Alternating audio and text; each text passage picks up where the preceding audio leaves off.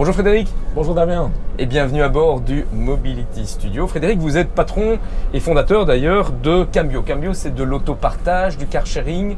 On s'y perd un peu parfois. Est-ce que ça veut dire que si par exemple demain je veux sous-louer ma voiture à mon voisin, je passe par vous? Non, ça existe, il y a des plateformes de peer-to-peer qui font ça très bien, mais nous possédons les voitures. Donc on a une flotte d'environ 900 voitures sur Bruxelles qu'on répartit directement dans les quartiers et qu'on peut louer à l'heure quand on le souhaite 24 heures sur 24. Ça fait à peu près combien de clients alors?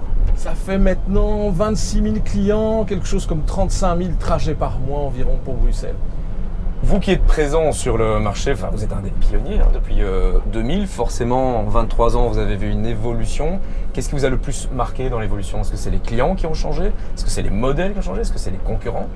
En soi, on était vraiment pionniers, personne ne croyait vraiment à ce type de projet quand on a démarré, c'était très alternatif, des voitures qu'on peut louer à l'heure, 24 heures sur 24 dans les centres-villes. Mais avec la digitalisation, avec l'évolution finalement de ce qu'on appelle la sharing economy, l'économie du partage, c'est devenu une habitude finalement de ne plus posséder quelque chose pour l'utiliser. Regardez le marché de la musique, avant on achetait son CD, son vinyle, maintenant on fait du streaming, et bien c'est la même chose pour la voiture. Donc les outils technologiques ont permis de créer des choses très efficaces, notamment au niveau du car sharing, et ça c'est une belle évolution pour nous. Alors justement, par rapport à la technologie, moi je me souviens dans les années 2010, la grande mode, le Big Bang, c'était le free floating, c'est-à-dire non plus l'obligation d'aller chercher une voiture sur une station, de la réserver et de la restituer au même endroit, mais de la prendre n'importe où, de la remettre n'importe où. Il y avait beaucoup de concurrence, beaucoup d'opérateurs, tous ceux de l'époque ont disparu. Oui, ce sont deux produits très différents finalement. On s'est dit, oui, voiture partagée égale voiture partagée, mais le free floating porte en lui les trajets courts. Ce sont des voitures qu'on ne peut pas réserver. On ne sait pas où sera la voiture demain quand on fait du free floating, donc on ne peut pas la réserver et on la prend essentiellement pour des trajets courts intra-urbains. Là où Cambio sera surtout utilisé pour sortir de la ville ou pour faire de grandes courses ou des choses comme celle-là. Donc ces produits sont très différents, ce qui veut dire que les pionniers du free floating n'ont peut-être pas identifié les bons marchés au départ. Et donc c'est vrai qu'il y a eu beaucoup de déchets sur ce marché-là.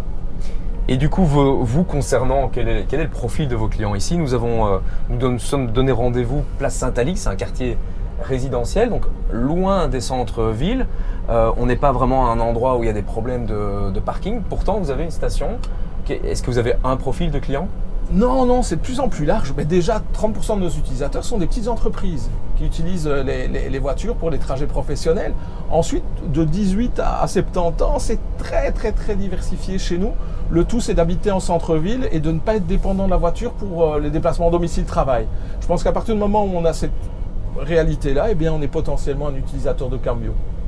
Quel serait l'intérêt pour moi si ma voiture me coûtait aujourd'hui, plus ou moins, tout compris, 400 € par mois, taxes, carburant, etc.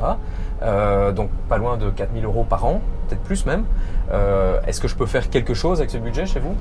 Évidemment, c'est toute la logique du partage. Donc là, les frais fixes sont partagés entre toute une communauté.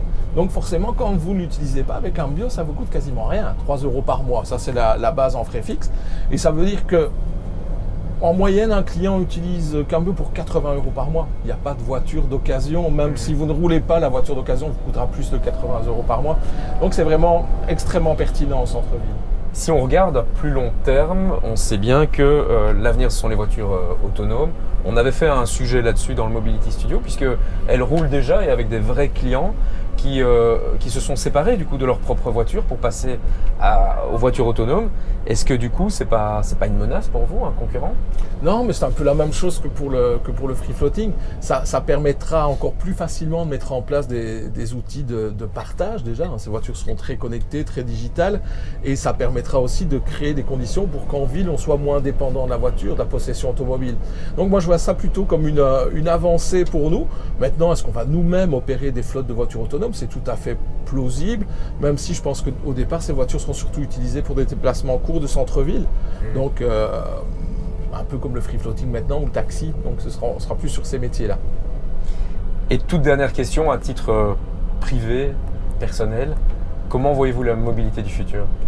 J'espère qu'elle sera de plus en plus apaisée, que les relations entre piétons, usagers des transports publics, cyclistes et automobilistes seront apaisés, que chacun trouvera sa place et qu'on aménagera les villes de manière un peu plus intelligente, qu'on différenciera les réalités des centres urbains, des zones rurales, des zones semi-urbaines, parce qu'on a tous une réalité de vie différente et je pense qu'il faut aménager les villes en conséquence pour que la mobilité reste efficace et apaisée. Super, belle vision du futur. Très grand merci Frédéric pour votre temps et pour ce petit tour ici, tout près d'une de vos nombreuses stations alors. Un grand merci pour l'invitation. Et bonne route. Bonne route.